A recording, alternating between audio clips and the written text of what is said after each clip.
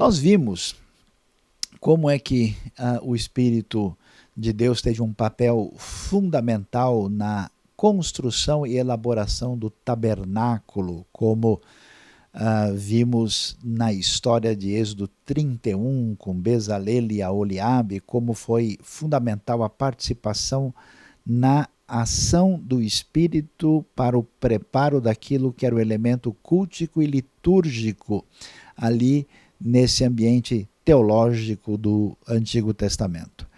E quando a gente caminha um pouco mais no Pentateuco, tem um texto muito interessante, na verdade extraordinário, que é o que aparece no livro de Números. Números, houve uma rebelião do povo contra Deus, reclamando, com desejo de volta ao Egito. E o que é que a gente vai ver? Observe só que coisa interessante. Quando o texto de Números capítulo 11, eu destaquei aqui alguns versículos específicos, verso 17, depois 25, 26 e 29, o que a Bíblia diz? Deus diz o seguinte: eu descerei e falarei com você, fazendo uma referência a Moisés, e tirarei do Espírito que está sobre você e o porei sobre eles. Eles o ajudarão na árdua responsabilidade de conduzir o povo, de modo que você não tenha que assumir tudo sozinho. Ou seja, nós vemos que a tarefa da liderança de Moisés no povo de Israel, apesar de não ter sido, digamos assim, explicitado anteriormente, profeta de Deus especial que é Moisés, fica claro que a sua condução acontece por meio do agir do Espírito. O Espírito está presente nessa ação da ação soberana de Deus na história. E não só isso, mas é interessante como esse Espírito que age em Moisés vai agir também muito além de Moisés. Moisés, na sua tarefa de condução, de administração, precisava dessa direção do Espírito. Então diz o texto no verso 25 que o Senhor, olha que interessante o texto, o Senhor desceu na nuvem, ele falou e tirou do Espírito que estava sobre eles, profetizaram, mas depois nunca tornaram a fazê-lo. Imagina só que coisa interessante, aquela ação momentânea, pontual do Espírito que cai sobre aqueles líderes e eles então profetizam. E depois diz que, entretanto, 2 homens chamados Eldade e Medade tinham ficado no acampamento. Ambos estavam na lista das autoridades, mas não tinham ido para a tenda. O Espírito também veio sobre eles e profetizaram no acampamento. Isso mostra para nós que a direção do povo de Deus acontecia por meio de alguém que era dirigido pelo Espírito, e que esse Espírito não está condicionado exclusivamente a essa pessoa, mas no momento em que o agir de Deus se faz necessário para a bênção mais adequada da comunidade, esse Espírito age até sobre pessoas que a gente não imaginaria e até quem não estava exatamente no lugar do tabernáculo onde a coisa aconteceu. E é interessante que no meio disso tudo, olha que coisa, como parece atual isso, Josué ficou preocupado. E ele falou, olha, o que está acontecendo? Deu assim uma questionada no momento. E acho impressionante a resposta madura de Moisés, que diz, você está com ciúmes por mim? Quem dera todo o povo do Senhor fosse profeta, e o que o Senhor pusesse o seu Espírito sobre eles. Ou seja, a necessidade de que a obra de Deus seja feita pela condução do Espírito, a consciência daquele que é o líder espiritual do povo e que a liderança não depende da sua força e do seu poder, enquanto muitas vezes a gente tem uma ideia diferente, queremos nos apegar a pessoas individuais, particulares, sem entender a direção divina e a ação do Espírito, e Moisés já diz isso em tempos muito anteriores ao Novo Testamento. Terminando esse período da descrição do Pentateuco, o povo entra na terra, conquista a terra, vai habitar a terra, mas chega um momento muito complicado. E a pergunta é, se Deus está agindo na história, quando esse povo está debaixo da aliança e tem a liderança de Moisés, e quando as coisas parecem perder o caminho? Foram-se Moisés e Josué e agora estamos na terrível época dos juízes. A pergunta é, será que as coisas vão caminhar muito bem? Dê uma olhada, a gente tem na Bíblia o que a gente pode chamar de 7 ciclos que aparecem em Juízes, né? Quando desde o capítulo 3 até o capítulo 16 nós temos a menção de cada ciclo, de cada opressor, os anos de opressão mencionados no livro, e os juízes, que são os 12 conhecidos, 6 mais importantes e 6 menos importantes, os anos de paz mencionados no texto bíblico. A gente conhece, sem dúvida, aí as histórias de Gideão, de Débora, Baraque, de Jefté, de Sansão, mas conhece pouco sobre Sangar, sobre Tola, Jair, Ibzan, Elon, mas eles fazem parte desse contexto. É interessante que a Bíblia vai dar uma atenção especial à atuação do Espírito no ambiente dos juízes. Veja só que quando nós temos esse momento de absoluta apostasia do povo, opressão dos inimigos que vêm para destruir Israel, o que nós vemos? Deus agindo. E acontece como esse juiz, que na verdade é uma espécie de líder tribal, ele é mobilizado pelo poder do Espírito. E é interessante porque é um poder para liderar, um poder para conduzir, um poder para ter força física. O Espírito age de uma maneira a mostrar uma diversidade na sua atuação. Capítulo 6, verso 34, diz que o Espírito do Senhor apoderou-se de Gideão. É uma expressão forte. E ele, com toque de trombeta, convocou os abiesritas para segui-lo. Mais adiante, nós temos a impressionante, famosa história de Jefté. Gideão venceu os midianitas. Mais adiante aparece Jefté, que atravessou Gileade e Manassés, passou por Mispá de Gileade e daí avançou contra os amonitas. E como o Espírito do Senhor é que se apodera, vai se apossar de Jefté. Veja como a ênfase é no poder intenso do Espírito no momento de fraqueza, fragilidade e limitação da nação. Isso é importante porque uma das ênfases no Antigo Testamento é quando tudo parece perder o controle pelo erro e desvio humano, o Espírito de Deus aparece com mais força e poder na condução de tudo.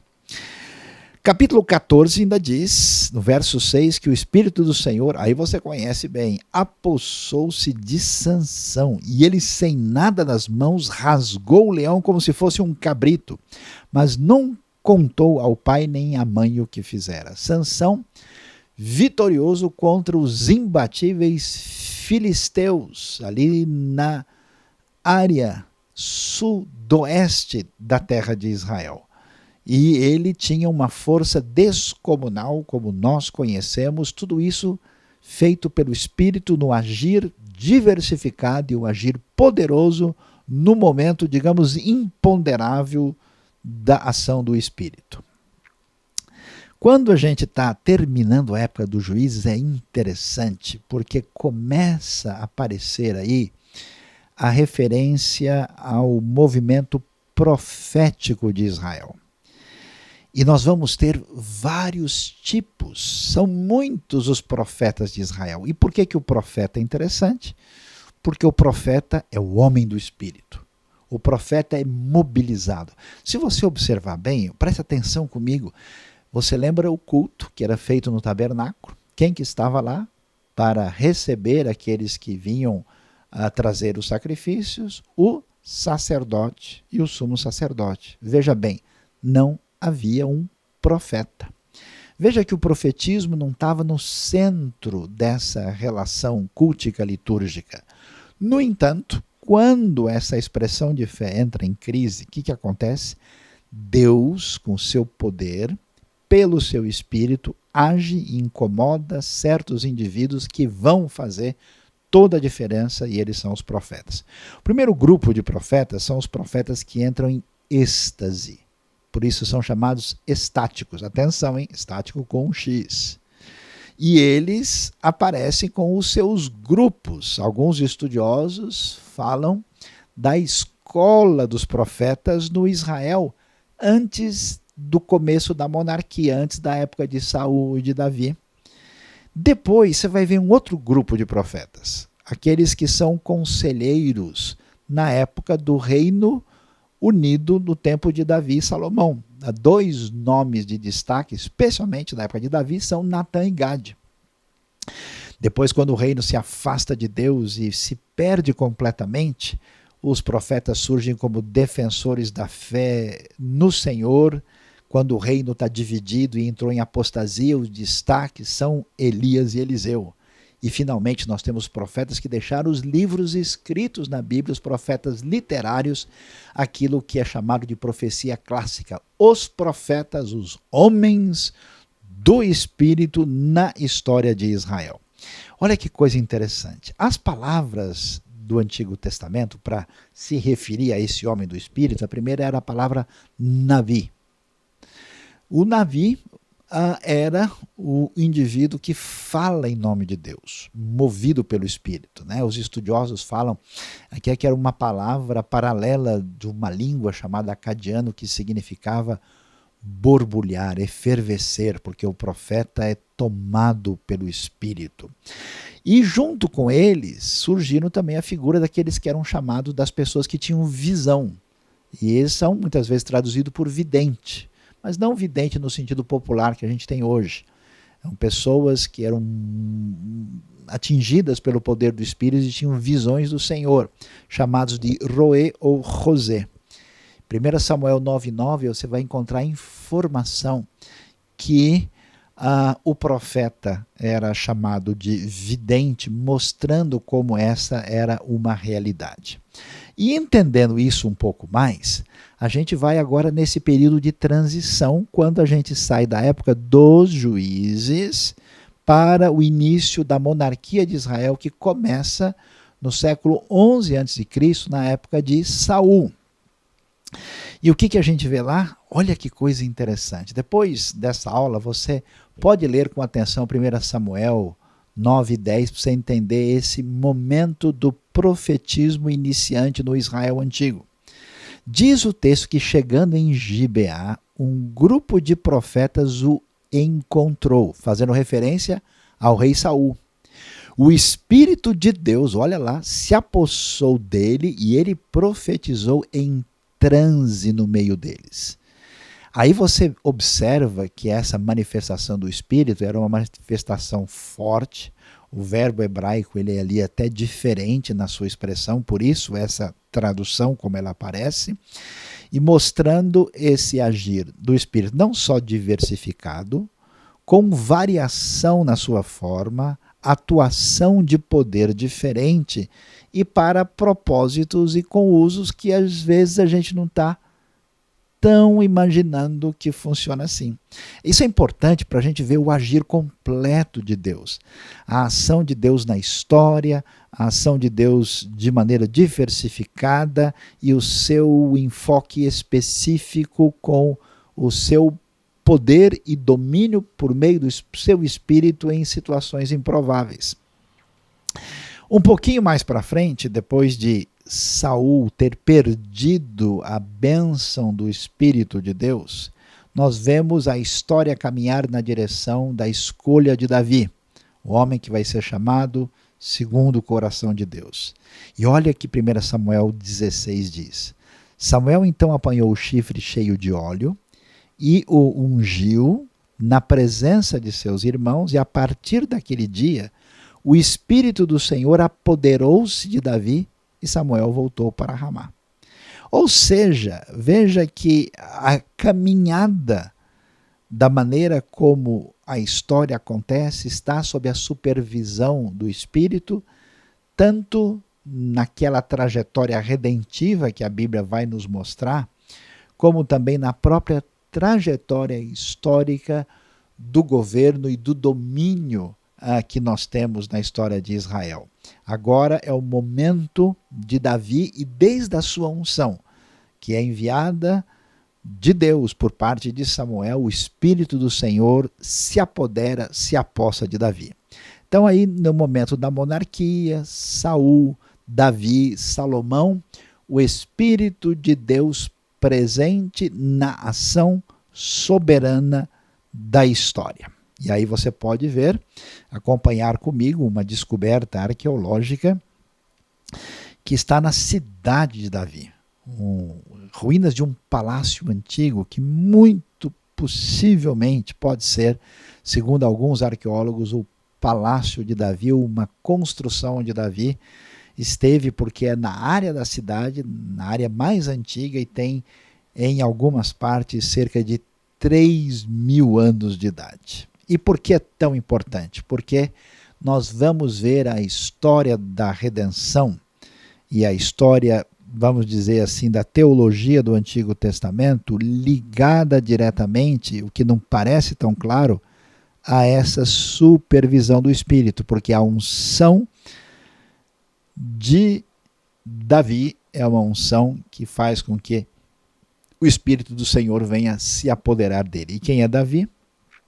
Ele é aquele com quem Deus faz aliança, ele é o servo do Senhor, ele é membro da administração do grande rei, o Senhor que vai ungir Davi como filho para governar em seu nome. O Espírito Santo age na vida de Davi explicitamente, e foi por meio de Davi que Israel se tornou seguro na terra prometida e conseguiu vencer os outros poderes que ali estavam, e Deus se comprometeu a preservar a dinastia davídica, e por trás da figura de Davi, o Espírito de Deus está lá.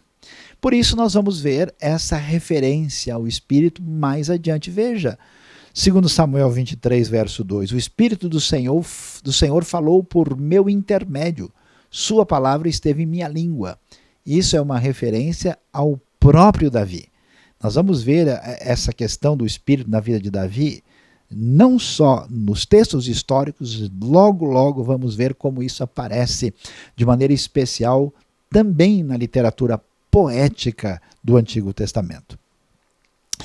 Mas quando a coisa começa a ficar complicada, como é que a gente vai entender? Isso é tão valioso porque nos momentos bons e tranquilos da vida é fácil ver a ação de Deus. No momento difícil de apostasia a gente fraqueja, mas a Bíblia mostra um outro quadro. Veja que nesta época da monarquia de Davi as coisas estão de uma maneira. Depois da divisão do reino, da decadência, da completa apostasia do Reino do Norte, Deus levanta dois homens especiais, Elias e Eliseu. Esses são poderosos homens do Espírito. Veja 2 Reis 2, 9 e 15. Depois de atravessar, Elias disse a Eliseu: o que posso fazer por você antes que eu seja levado para longe de você? Respondeu Eliseu: faze de mim o principal herdeiro do teu espírito profético. Mais adiante, quando os discípulos dos profetas vindo de Jericó viram isso, disseram: o espírito profético de Elias repousa sobre Eliseu. Então foram ao seu encontro, prostraram-se diante dele e disseram, e aí o texto continua, ou seja, de onde vinha o poder extraordinário do profeta Elias, do profeta Eliseu, que fizeram sinais únicos e impressionantes na época dos profetas, são os profetas poderosos no momento de maior decadência do Espírito de Deus. São estes que confrontam a apostasia israelita e que recebe atenção especial nos livros dos reis. Isso é importante demais para nós, porque no pior momento da história, quando a gente imagina que Deus está afastado e distante, o Espírito muitas vezes se manifesta com um poder ainda maior, como nós vemos em algumas circunstâncias na Bíblia. E aí, o tempo da monarquia vai, nós vamos ter alguns elementos ligados ao poder de Deus, vamos ver isso mais no Novo Testamento, com a história que envolve Jerusalém e o templo. Não é agora ainda o momento da nossa reflexão, mas para você ter uma ideia de qual era o centro cultico na época bíblica antiga. E aí nós chegamos na beleza extraordinária do livro de Salmos. Salmos que tocam o coração de cada um de nós, o salmo que nos fala dessa relação profunda que o rei Davi tem com o Espírito de Deus. Rei Davi, líder, guerreiro, homem de muita capacidade de governo, homem artista, músico, sensível e de profunda espiritualidade. Olha lá o que ele diz: não me expulses da tua presença, nem tires de mim o teu Santo Espírito. Isso mostra para nós que aqui nós temos uma evidência no Antigo Testamento de uma habitação do Espírito Santo, de uma habitação em determinadas pessoas e nem sempre uma presença permanente. Como nós vemos no caso dos juízes, parece que o Espírito age poderosamente e pode não estar agindo em outro momento. Isso se vê na vida de Sansão, por exemplo, e Davi, depois de ter pecado contra Deus, é exatamente isso que ele pede: Senhor, não tires de mim o teu Santo Espírito. Ele sabe que depende dessa diretriz maior da vida, que é o Santo Espírito de Deus.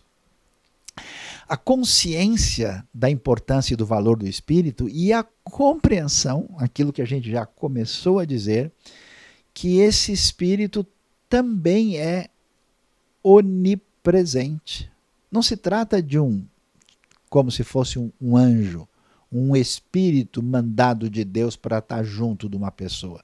Não é um mega anjo da guarda, não, porque olha o que ele diz: para onde poderia eu escapar do teu espírito? Para onde poderia fugir da tua presença? Salmo 139, ele diz: eu não tenho como, Senhor, fugir de ti. Então, isso mostra o Espírito na sua condição que pertence somente à divindade. E aí é muito bonito ver o Salmo 143, verso 10, que diz: ensina-me a fazer a tua vontade, pois tu és o meu Deus, que o teu bondoso Espírito me conduza por terreno plano.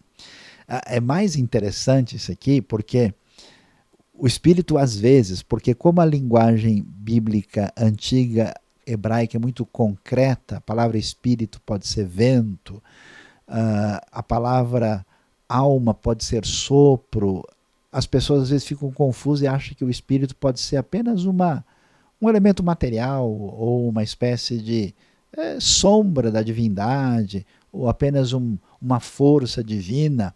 E nós vemos elementos que marcam a pessoalidade do Espírito.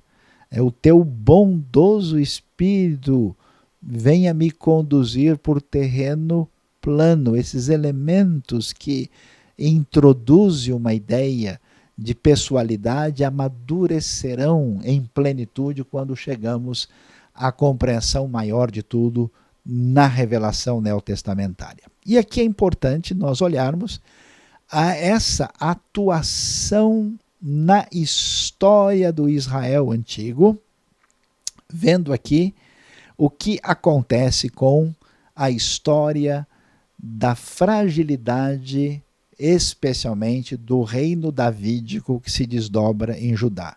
Vimos o que acontece na decadência do reino do norte com Elias e Eliseu, e esse reino é destruído pelos assírios em 722. Aqui você tem um pouquinho da história que levou Judá à decadência, à crise completa. Que crise é essa?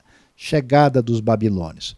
O reino tinha sido dividido lá em 931, o reino do norte caiu no ano 722, e depois os babilônios derrotam os assírios em 612, aí começa a guerra, as pessoas são deportadas, eles vão em 3 grupos, em 605, 597, 586, e a pergunta é, no auge da crise, Reino do Norte destruído, Reino do Sul anunciada e chegada à destruição, quem vai trazer a palavra de orientação e a revelação divina? Os homens do Espírito. Impressionante como isso não está claro para tanta gente. E aí nós temos 2 grupos de profetas aqui que merecem atenção. No século VIII, destaque para Isaías, Oséias, Miqueias e Amós. No século VII, aí na transição para o sexto, Naum, Sofonias, Abacuque, Jeremias, Ezequiel, Joel, Obadias. Temos outros ainda, não estou nem incluindo todos aqui. Mas esses profetas são essas pessoas incomodadas por Deus, mexidas por Ele, movidas pelo Espírito, que trazem não só a advertência do julgamento divino pelo Espírito, como também trazem a palavra da esperança que alimenta toda a fé até chegar à revelação neotestamentária. E o destaque especial, valioso para falar do Espírito está em alguns profetas em quem nós devemos prestar atenção. E aqui começamos falando de Isaías, mas não somente dele, mas de outros profetas muito especiais. Veja lá, Isaías teve um ministério extraordinário. Leia a sua chamada poderosa no capítulo 6. Ele profetizou por 60 anos, do ano 740 até o 680. E aí é interessante porque se fala em Isaías de uma esperança futura. Quando é que o reino de Davi, que foi ungido e que começa dirigido pelo Espírito, quando é que ele terá outra vez condição de ter bênção de maneira extraordinária? O que diz o texto?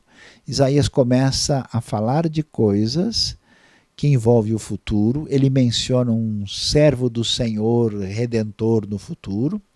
Ele menciona alguma coisa especial do agir do Espírito na construção da redenção. Olha o 42, verso 1. Eis o meu servo, a quem sustento o meu escolhido, em quem tenho prazer. Porém nele o meu Espírito, e ele trará justiça às nações. É hora do caos, da decadência. Mas vai chegar um servo ungido, nele estará o Espírito, letra maiúscula, e ele vai trazer justiça às nações, porque o povo se perdeu procurando o erro das nações. O Espírito vai conduzir à redenção. Isaías 61:1, o Espírito do soberano Senhor está sobre mim, porque o Senhor ungiu-me para levar boas notícias aos pobres, enviou-me para cuidar dos que estão com o coração quebrantado, anunciar liberdade aos cativos e libertação das trevas aos prisioneiros. Essa profecia extraordinária de libertação que é trazida pelo Espírito do Senhor é exatamente que Jesus vai ler em Nazaré, em Lucas capítulo 4, fazendo referência à chegada do reino e ao cumprimento da profecia. Então veja como o Espírito conduz a trajetória na direção da redenção. E isso é tão interessante que a presença desse Espírito de Deus, ela assusta as pessoas do mundo pagão. Quando José estava no Egito, lá em Gênesis 41, o faraó diz, olha, o Espírito dos deuses está com ele. Quer dizer, como é que eu vou descrever o que eu percebo na pessoa desse indivíduo de um povo que eu não conheço? E olha o que é dito de Daniel na Babilônia, na ocasião em que ele está lá entre babilônios e depois persas. Diz o texto, soube que o Espírito dos deuses está em você, que você possui percepção e inteligência e uma sabedoria fora do comum. O poder do Espírito, que não só tem força como Sansão, nem só traz profecia com aquelas manifestações diferentes, não só traz conselhos sábios, como acontece com Natã e Gade, não só convoca ao arrependimento e traz uma palavra de repreensão, não só traz esperança, mas uma sabedoria que é maior do que as pessoas podem esperar. Agora, se tem alguém que deixa a gente assustado quando a gente fala sobre o Espírito do Senhor, é Ezequiel. Eu sei que você não anda lendo Ezequiel muitas vezes nos últimos dias. Ezequiel é complicado, está lá no fim. Onde é que está mesmo? Vamos procurar? Pois é, não, tudo bem, a gente conversa depois, vamos lá. Mas o Ezequiel é interessante porque o livro é forte demais. Ezequiel pega aquele período já que o povo já está na Babilônia. E eles estão preocupados para entender o que aconteceu e qual vai ser a esperança. Então Deus mostra a glória de Deus se afastando do templo, de Jerusalém, da cidade, da terra, para depois retornar na redenção futura. E tudo acontece como? Pelo poder do Espírito. Nossa, o Espírito é muito forte em Ezequiel. Coloca ele de pé, ele leva para um lado, para o outro. Olha só alguns textos. Enquanto ele falava, o Espírito entrou em mim e me pôs de pé e ouvi aquele que me falava. Uau! Que experiência de Ezequiel. E não só Ezequiel passa por essa experiência poderosa do Espírito, mas ele profetiza a restauração do povo de Israel por meio do Espírito.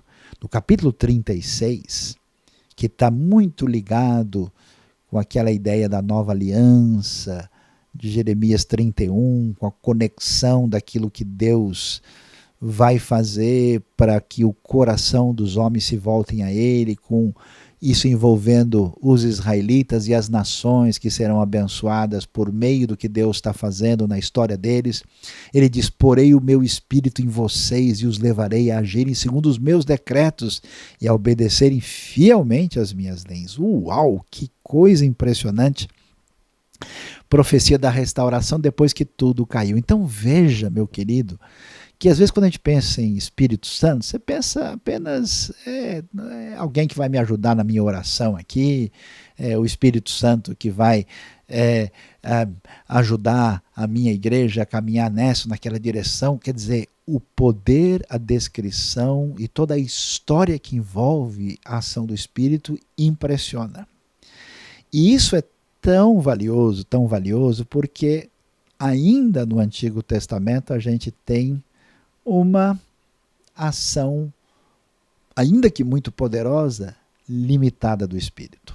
E chega o momento em que o profeta Joel, depois de uma praga de gafanhotos que destrói a plantação, e ele chama o povo ao arrependimento como profeta do Senhor, o povo se arrepende, e quando o povo acha que receber azeite, vinho, trigo vai ser uma grande bênção, Ezequiel diz, vocês nem imaginam o que é bênção. Quando chegar o momento da intervenção divina, sabe o que vai acontecer? Olha só, a linguagem é forte, porque a Bíblia fala que o Espírito se apossou, se apoderou, até caiu sobre alguém, mas agora, olha como é forte a linguagem. Depois disso, derramarei do meu Espírito sobre todos os povos. Os seus filhos e as suas filhas profetizarão. Os velhos terão sonhos, os jovens terão visões, até sobre os servos e as servas derramarei do meu Espírito naqueles dias. Quer dizer, o Espírito de Deus não só conduz a história, mas estabelece, como nós vemos nos Salmos, a conexão mais profunda de espiritualidade que devemos ter com o Criador.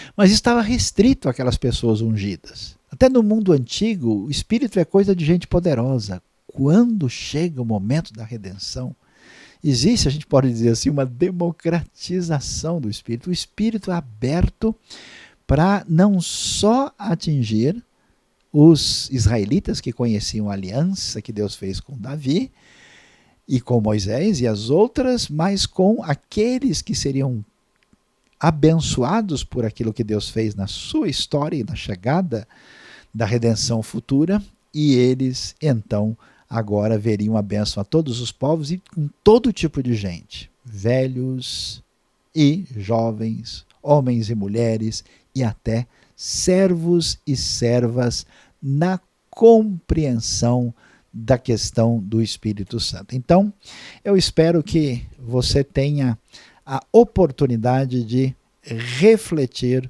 um pouco mais sobre o Espírito Santo.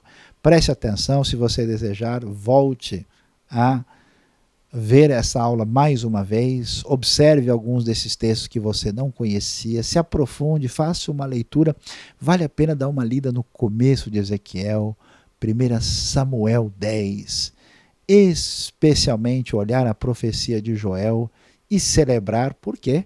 Porque esse Espírito Santo, que é tão especial, que conduz a história, que age de maneira diversificada, que é divino, é nos dado plenamente pela chegada da nova aliança em Cristo Jesus, quando nós chegamos ao Novo Testamento. E fique com a antena ligada, porque hoje aqui encerramos essa aula que envolve a compreensão do agir do Espírito no Antigo Testamento, e na próxima aula nós vamos começar a ver o Espírito de Deus no ministério de Jesus, na encarnação, naquilo que envolve o Novo Testamento. Que Deus abençoe a sua vida, prossiga no seu estudo da palavra e que Ele nos guie e nos dirija pelo seu Espírito. Você foi abençoado por esse vídeo, por esta mensagem? Inscreva-se no canal, aperte o sininho e você ficará sabendo das novas mensagens e reflexões da IBNU.